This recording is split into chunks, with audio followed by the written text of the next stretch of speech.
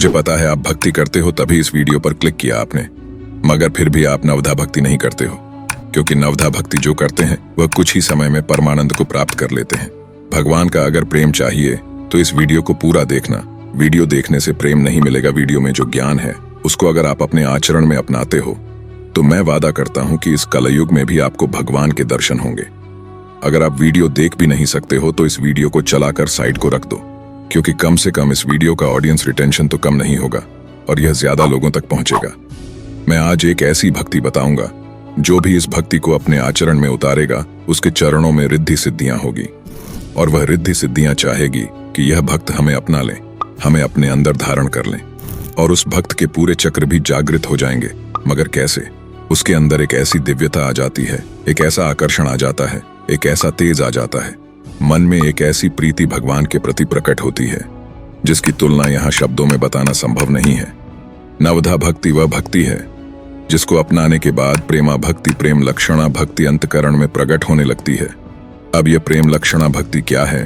प्रेम लक्षणा भक्ति वह भक्ति है जिसे पराभक्ति भी कहा जाता है।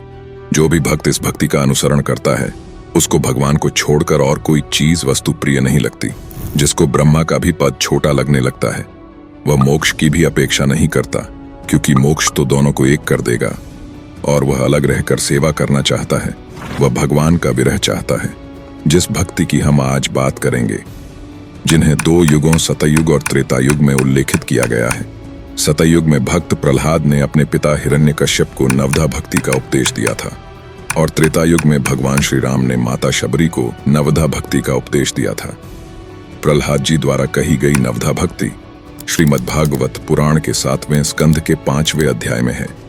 रामचरितमानस के अरण्य कांड में श्री राम ने माता शबरी को नवधा भक्ति का उपदेश तब दिया था जब वह स्वयं को नीच और अधम कहते हुए प्रभु की स्तुति करने में झिझक रही थीं। चलिए जानते हैं श्रीमद्भागवत महापुराण और रामचरितमानस नवधा भक्ति के बारे में, और इसी के साथ साथ हम आपको बताएंगे भक्ति क्या है, भक्ति क्यों करनी चाहिए, नवधा भक्ति क्या है, प्रेम लक्षणा भक्ति क्या है, क्या नवधा भक्ति से चक्र जागृत होते हैं। इन सब का आपको आज ऐसा अद्भुत ज्ञान मिलने वाला है जिसको आप पूरे जीवन भर नहीं भूलेंगे। इन सब को हम एक एक करके जानते हैं। सबसे पहले हम जानते हैं भक्ति क्या है। भक्ति शब्द की उत्पत्ति भज धातु से हुई है, जिसका अर्थ सेवा करना या भजना है, अर्थात श्रद्धा और प्रेम पूर्वक इष्ट देवता के प्रति आसक्ति। पूजा में अनुराग को भक्ति कहा गया है। भारतीय धार्मिक साहित्य में भक्ति का उदय वैदिक काल से ही दिखाई पड़ता है। इसमें और भी बहुत कुछ बताया जा सकता है, मगर इतना काफी है। बाकी आगे का ज्ञान जैसे आपको मिलता रहेगा, आपको भक्ति क्या है समझ में आता रहेगा। अब जानते हैं भक्ति क्यों करनी चाहिए। जीव का शरीर एक वस्त्र माना जाता है। जब कोई साधक मृत्यु को प्राप्त हो जाता है तो संत तथा भक्तजन कहा करते हैं कि अमुक संत या साधु चोला छोड़ गया। गीता अध्याय 2 श्लोक 22 में कहा है कि जैसे मनुष्य पुराने वस्त्रों को त्याग कर दूसरे नए वस्त्र धारण करता है, वैसे ही जीवात्मा पुराने शरीरों को त्याग कर अन्य नए शरीरों को प्राप्त होती है। इसलिए प्रत्येक प्राणी अपने अपने शरीर अर्थात पोशाक पहने हुए है।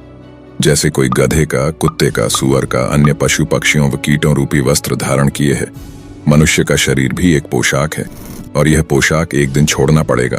छोड़ने के बाद फिर से गधे का या कुत्ते का शरीर धारण न करना पड़े और मनुष्य का भी शरीर मिलता है तो भी आपको दुख मिलेगा, यह निश्चित है, क्योंकि इस मृत्युलोक को दुखालय कहा गया है और यहाँ दुख मिलेगा, यह निश्चित है। और इसी दुख से बचने के लिए, जीवन मृत्यु के चक्र से छुटने के लिए हमें भक्ति करना जरूरी है। भक्ति के बिना और कोई ऐसा साधन नहीं है जो इस जीवन मृत्यु के चक्र से छुड़ा सके।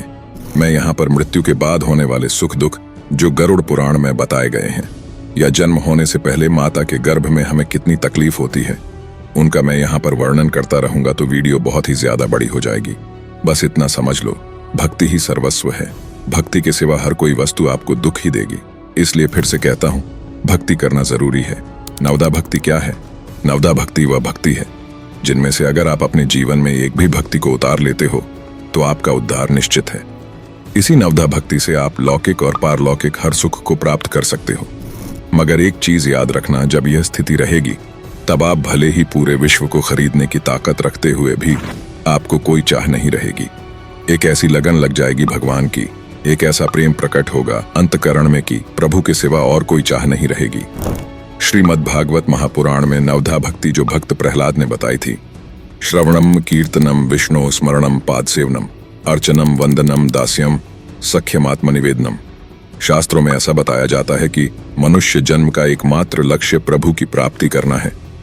ऐसे में नवधा भक्ति के बहुत सरल भावों को अपनाकर आप भी भगवत प्राप्ति कर सकते हैं। आइए जानते हैं नवधा भक्ति के वो 9 भाव। पहली भक्ति श्रवण भक्ति, भगवान के चरित्रों को सुनना, भगवान की लीलाओं को सुनना, भगवान की महिमा, गुण, नाम तथा उनके प्रेम एवं प्रभावों की बातों का श्रद्धापूर्वक श्रवण करना श्रवण भक्ति है। दूसरी कीर्तन भक्ति, भगवान की लीला का कीर्तन करना, भगवान के चरित्रों का गुणगान करना, नाम जाप करना, उनकी महिमा गुणों को नाम आदि का प्रेम पूर्वक कीर्तन करना कीर्तन भक्ति है। तीसरी स्मरण भक्ति, कभी भी चलते फिरते उनके गुणों का स्मरण करना, बैठकर उनके रूप का चिंतन करना, उनमें मन को एक तार लगाना, उनके सिवा कुछ न सोचना, बारंबार उन पर मुग्ध होना स्मरण भक्ति है। चौथी चरण सेवन भक्ति। चरण सेवन का मतलब है आप जिस रूप की उपासना करते हो उसी का चरण सेवन करना, या सब में ईश्वर को देखकर उन्हें प्रणाम करना, भगवान के चरणों की सेवा करना। इस भक्ति में भगवान के चरणों की आराधना का महत्व है। पांचवी पूजन भक्ति, भगवान की पूजा करना, उनकी सेवा करना। जैसे आप देखते होंगे बहुत सारे लोग लड्डू गोपाल जी की सेवा करते हैं, वैसे ही अन्य लोग भी अपने अपने उपासना के अनुसार किसी न किसी भगवान की सेवा करते ही करते हैं। उनकी पूजा करना, उनकी आरती करना, उनको भोग लगाना, यह सब पूजन और चौथी भक्ति चरण सेवन भक्ति में भी आता है। छठी वंदन भक्ति, समस्त चराचर में ईश्वर को देखना, समस्त सृष्टि को ईश्वर स्वरूप समझना और उनका वंदन करना वंदन भक्ति में आता है। सातवीं दास्य भक्ति, ईश्वर को अपना मालिक समझकर उनकी चाकरी को, उनके दासत्व को स्वीकार कर लेना, अपने पास जो कुछ है उसे प्रभु स्वरूप या प्रभु का दिया हुआ समझना, इसको दास्य भक्ति कहते हैं। आठवीं सख्य भक्ति, भगवान को अपना सर्वस्व मानकर, अपना हितकारी समझकर, अपना दोस्त मान लेना, अपना सखा मान लेना सख्य भक्ति कहलाता है। सखा भाव भी होता है, वह इस समय आपके अंदर प्रकट हो जाता है। आत्मनिवेदन या समर्पण, अहंकार शून्य होकर अपना सर्वस्व ईश्वर को अर्पण कर देना, यहाँ तक कि स्वयं को भी मन बुद्धि चित्त अंतकरण से संपूर्ण प्रभु को समर्पित कर देना समर्पण भक्ति कहलाती है। समर्पण भक्ति को आगे और ज्यादा बेहतर तरीके से समझाया हुआ है मैंने, बस आपको वीडियो को स्किप नहीं करना है। अब जानते हैं श्री रामचरितमानस में प्रभु श्री राम ने जो नवधा भक्ति बताई थी उसको जानते हैं। प्रभु श्री राम एवं भक्त शबरी के संवाद के माध्यम से भक्ति योग का जो उल्लेख श्री रामचरितमानस में किया गया है वह अपने आप में बेमिसाल है। नवधा भक्ति की व्याख्या के इन तथ्यों ने प्रतिपादित किया है कि मन में यदि प्रभु को पाने की व्याकुलता हो तो लिंग भेद, जाति भेद, ऊंच नीच का भेद कुछ भी आगे नहीं आता। शबरी को प्रभु राम ने नवधा भक्ति के अनमोल वचन दिए। शबरी प्रसंग से यह पता चलता है कि प्रभु सदैव भाव के भूखे हैं और अंदर की प्रीति पर रीझते हैं। माता शबरी का चरित्र बहुत ही प्रभु का प्रेम प्रदान करने वाला है, क्योंकि किसी भी भक्त का चरित्र सुनने से आपके मन में स्वाभाविक प्रभु का प्रेम प्रकट होने लगता है। वह भक्त भगवान को बहुत प्रिय होता है जो भगवान के भक्तों के चरित्र सुनता है। अगर आपको भी भक्तों के चरित्र सुनना पसंद है तो मुझे भक्त चरित्र कह के कमेंट करो। मैं बहुत सारी वीडियो संत कबीर, राधा बाबा, मीराबाई, संत तुकाराम, ऐसे ऐसे संतों के चरित्र हम लेकर आएंगे जिससे आपकी भक्ति बढ़े, भगवान के प्रति प्रेम बढ़े। तो कमेंट जरूर करें। तो चलिए अब जानते हैं नवधा भक्ति के वह 9 भावों को जो प्रभु श्री राम जी ने माता शबरी को सुनाई थी। पहली संत सत्संग भक्ति, श्रेष्ठ जनों का सत्संग सुनना, उनके अनुसार आचरण करने की कोशिश करना और जिस सत्संग से जड़ता मूर्ता मान्यताएं टूटती हैं वह सत्संग सर्वोच्च कोटि का होता है। दूसरी रति भक्ति, रति का अर्थ है आसक्ति, स्नेह। भक्ति के विकास में एक चरण जो भाव का पर्याय है, भक्ति साधना का सबसे सुलभ मार्ग है। भगवान के लीला प्रसंगों का चिंतन व गुणगान करना, यह मन को भगवान के स्वरूप में लीन करने की भक्ति है। तीसरी गुरु की सेवा भक्ति, भारतीय अध्यात्म में गुरु को ईश्वर का दर्जा दिया गया है। गुरु की सेवा का अर्थ है अपने गुरु के प्रति श्रद्धा, समर्पण और कृतज्ञता प्रकट करना। यह न केवल बाहरी रूप से गुरु के प्रति सेवा है बल्कि उनके ज्ञान को आत्मसात करना और उनके दिखाए मार्ग पर चलना भी गुरु की सेवा का अभिन्न हिस्सा है। गुरु के प्रति सर्वस्व समर्पण जब तक नहीं होगा भक्ति नहीं सधेगी। श्री अरविंद कहते थे, गुरु की चेतना का शिष्य में अवतरण तभी हो पाता है जब शिष्य की चेतना भी शिखर पर हो। चौथी भगवत संकीर्तन भक्ति, भगवान के गुणों का, लीलाओं का संकीर्तन करना और उनकी भक्ति में तल्लीन होकर नाचना, उनका नाम जाप करना, यही संकीर्तन भक्ति है। क्योंकि गोस्वामी तुलसीदास जी कहते हैं, कलयुग केवल नाम अधारा, सुमिरी सुमिरी न रुत रही पारा, मोहब्बत सुत ध्यान जही नाही। बह सिंधु न तरीते ही पाही। यह चौपाई स्पष्ट रूप से बताती है कि कलयुग में भगवान के नाम का स्मरण ही एकमात्र सहारा है। जो भगवान का ध्यान और नाम स्मरण नहीं करता वह संसार रूपी भवसागर को पार नहीं कर सकता। इसका अर्थ है कलयुग में भगवान का नाम ही साधन है। इसे स्मरण करके ही मनुष्य भवसागर यानी संसार के कष्टों और जन्म मरण के चक्र से पार हो सकता है। लेकिन जो भगवान का स्मरण नहीं करता वह इस भवसागर को पार नहीं कर सकता। यह चौपाई भगवान के नाम की महिमा और उसकी अनिवार्यता को स्पष्ट करती है। नाम की महिमा तो इतनी है कि बताने के लिए बैठूंगा तो पूरा दिन भी छोटा पड़ जाएगा। इतनी नाम की महिमा है तो सभी एक बार जरूर बोलो राधे राधे। 5वीं, मंत्र जाप भक्ति। मंत्र का महात्म्य समझकर भावपूर्वक परमात्म सत्ता में गहन विश्वास रख जब जाप किया जाता है तो वह सिद्धि का मूल बन जाता है। ईश्वर को संबोधित निवेदन ही मंत्र है। विश्वास पूर्वक किया गया जाप निश्चित फल देता है। 6ठी, इंद्रिय निग्रह भक्ति। इस भक्ति में भगवान श्री राम ने शील की चर्चा की है। अश्लील का उल्टा है शील। शील अर्थात शालीनता। जब पति पत्नी सद्गृहस्थ के रूप में परस्पर सहमति से संयम पूर्वक जीवन यापन करते हैं तो इसे शील व्रत कहते हैं। अपने हर एक इंद्रियों को शास्त्र विरुद्ध आचरण से बचाना। अपने इंद्रियों से कोई भी शास्त्र विरुद्ध आचरण ना होना पाए इसका ध्यान देना। इसी से आपकी इंद्रिय निग्रह भक्ति हो जाएगी। हायनन यह भी एक भक्ति ही है। 7वीं, परमात्म भाव भक्ति। जैसे सोना एक धातु है, उससे बने विभिन्न आभूषणों में अंगूठी, कंगन, बाजूबंद को हम अलग अलग रूप में देखते हैं, किंतु सोनार को आभूषणों में सोना ही दिखाई देता है। उसी तरह सच्चा भक्त सभी को प्रभु में और प्रभु को सब में देखता है। 8वीं, यथालाभ संतोष भक्ति। यानी जो कुछ मिल जाए उसी में संतोष, स्वप्न में भी पराये दोषों को न देखना। इसीलिए कबीरदास जी कहते हैं, साईं इतना दीजिए जामे कुटुंब समाए, मैं भी भूखा न रहूं, साधु न भूखा जाए। अपने पास जितना धन है या जितनी वस्तुएं हैं, इस मनुष्य जीवन में जितना भी जो भी मिला है उसी में संतोष मान लेना। अपने पास जितना है उसी में अपने मन को प्रसन्न रखना। संतोष भक्ति में आता है। 9वीं, सरलता भक्ति। सबके साथ कपट रहित बर्ताव करना व हृदय में परमात्मा का भरोसा रख किसी भी स्थिति में हर्ष व दैन्य का भाव न होना। भगवान इस अंतिम भक्ति प्रकरण में सर्वाधिक जोर सरल व निष्कपट होने पर देते हैं। ऐसा वही हो पाता है जिसकी भावनाएं ईश्वरोन्मुख हों, कामनाएं न के बराबर हों, वही सरलता को अपना सकता है। प्रभु श्री राम ने बताई हुई भक्ति में सद्गुणों की मात्रा ज्यादा बताई गई है और भक्त प्रहलाद द्वारा बताई गई नवधा भक्ति में सिर्फ प्रभु की भक्ति के बारे में बताया गया है। चलो आगे चलते हैं। अब जानते हैं प्रेमा भक्ति क्या है। अभी तो आप नवधा भक्ति को तो सब जानते हैं। श्रवण, कीर्तन, स्मरण, पाद सेवन, अर्चन, वंदन, दास्य, सख्या, आत्मनिवेदन। प्रेमा, प्रेम, प्रेम लक्षणा, ये तीनों एक ही भक्ति को कहते हैं। यह जो प्रेम लक्षणा भक्ति होती है ये क्रियात्मिका भक्ति नहीं है। क्रियात्मिका भक्ति यह नवधा भक्ति तक रहती है। क्रियात्मिका भक्ति मतलब करने वाली जो हमें खुद से करनी होती है।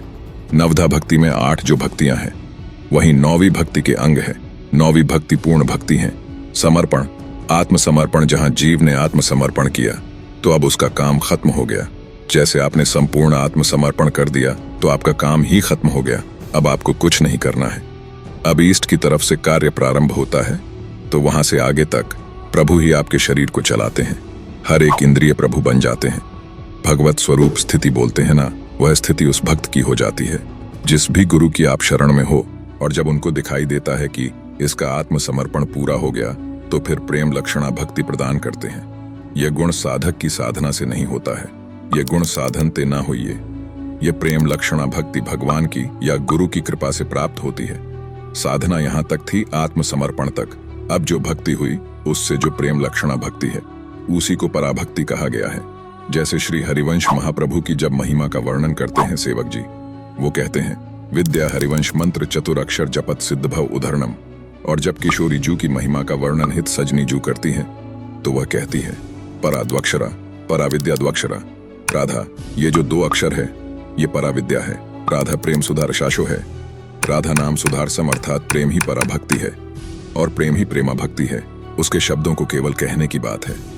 अगर हम उसे केवल पराभक्ति कह के जब व्याख्या करेंगे तो ज्ञान मिश्रित कर देंगे, और जब केवल प्रेम भक्ति करके व्याख्या करेंगे तो ज्ञान के आगे की बात होगी। जैसे हम पराभक्ति शब्द का उच्चारण करके फिर व्याख्या करें तो होगी, ब्रह्मभूत प्रसन्नात्मा न शोचति न कांक्षति सम सर्वेषु भूतेषु मद्भक्ति लभते पराम। भगवान कहते हैं, मेरी पराभक्ति का यह लाभ होगा कि वह ब्रह्मांड भूति से छक जाएगा। न कुछ सोचना है, न कुछ चाहना है, न सोचती न कांक्षती। अखंड प्रसन्नता उसके हृदय में होगी। पराभक्ति जागृत हुई, इसके बिल्कुल ये प्रेम का ही स्वरूप है। जो आत्मरथी है वही कृष्ण रथी है। जो इस कोटि से आत्मरथी में स्थित ब्रह्मभूता शब्द आया इसमें, इसीलिए आत्मरथी कहीं जाएगी। उसकी ऐसी स्थिति हो जाती है, न कुछ सोचना न कोई चाहना, तो पराभक्ति में ज्ञान का भी चरम अवस्था का स्वरूप आ जाएगा और प्रेम का भी। पर जब प्रेम भक्ति की जब हम बात करेंगे तो उसको बिल्कुल ऐसे कर देंगे। और फिर इधर प्रभु की विविध रसमयी जो लीला है, उस लीला के चिंतन में, लीला पात्र बनकर लीला की सेवा में, ये प्रेम लक्षणा भक्ति का अंतिम स्वरूप जो आता है, भावदेह होता है। भावदेह के द्वारा अपने आराध्या देव के समीप रहकर छीन छीन उनकी सेवा में, उनकी मुस्कुराहट में अपने समर्पित प्राणों को बार बार बलिहार करते रहते हैं। यही प्रेम लक्षणा भक्ति है। अब जानते हैं क्या नवधा भक्ति से चक्र जागृत होते हैं। जो नवधा भक्ति है, भगवान का श्रवण, कीर्तनम, स्मरणम, पाद सेवनम, अर्चनम, वंदनम, दास्यम, सख्यम और आत्मनिवेदनम। यहां तक आप जैसे ही पहुंचोगे आपको रिद्धि सिद्धियां मिलने लगेगी और आपके चक्र भी जागृत होने लगेंगे। अगर आप ठीक से नियमों का पालन करते हुए भक्ति के मार्ग पर चल रहे हो। मगर एक चीज बता दूं, जो इस भक्ति के मार्ग पर चल रहा है और नियमों का पालन कर रहा है, जैसे मैंने पहले ही बता दिया था, वह पूरी दुनिया को खरीदने की ताकत रखते हुए भी वह सिर्फ भगवान की ही चाह करता है। अगर आप चक्र के पीछे भागते रहे तो आप भक्त नहीं थे, और आप भक्त नहीं थे तो आपके चक्र कैसे जागृत हो गए? हो गई उलझन? सोचकर कमेंट में बताना। और जब आप इन सभी भक्तियों को आचरण में लिए हुए आगे बढ़ रहे हो तो आपका प्रेम लक्षणा भक्ति में प्रवेश हो जाएगा। और जिसका प्रेम लक्षणा भक्ति में प्रवेश हो गया, उन भक्तों की कहानी तो मैंने बता ही दी आपको। प्रभु की लीला में प्रवेश, प्रभु का चिंतन और भी बहुत सारी दैवी अनुभव। तो इतना सुख मिलने के बाद कौन रिद्धि सिद्धि कुंडलिनी मोक्ष के पीछे भागता रहेगा? मैं यहाँ पर क्या बताऊं? उस सुख को इस जगत की कोई भी भौतिक वस्तु या शब्द व्यक्त नहीं कर सकते कि कितना सुख मिलता है उसे उस स्थिति में। उस स्थिति की तो बात छोड़ो, आप दास्य भाव भक्ति में पहुंचते पहुंचते ही भक्ति में पागल होकर झूमने लगोगे। इतना आनंद आने लगेगा कि मानो उसने सब हासिल कर लिया। तब आप झूमकर कहोगे जैसे केवट कह रहा है भगवान से। जब भगवान ने कहा कुछ वरदान मांगो, तब केवट कहता है, अब कछु नाथ न चाहिए मोरे, दीन दयाल अनुग्रह तौरे, फिरती बार मोहि जो देबा, सो प्रसादु में सिर धरी लेबा। अर्थ है, हे नाथ, हे दीन दयाल, आपकी कृपा से अब मुझे कुछ नहीं चाहिए। लौटती बार आप मुझे जो कुछ देंगे वह प्रसाद में सिर चढ़ कर लूंगा। ये स्थिति आपकी भी आ सकती है, और वहां तक पहुंचने के लिए सबसे बड़ा साधन है नाम जाप। और नाम जाप को जानने के लिए आपको इस वीडियो को देखना है। और अगर चक्रों का ज्ञान चाहिए तो इस वीडियो को देखिए। आप बड़े भाग्यवान हो जो यहाँ तक वीडियो देख रहे हो। यहाँ तक वीडियो देखने के लिए आपका बहुत बहुत धन्यवाद।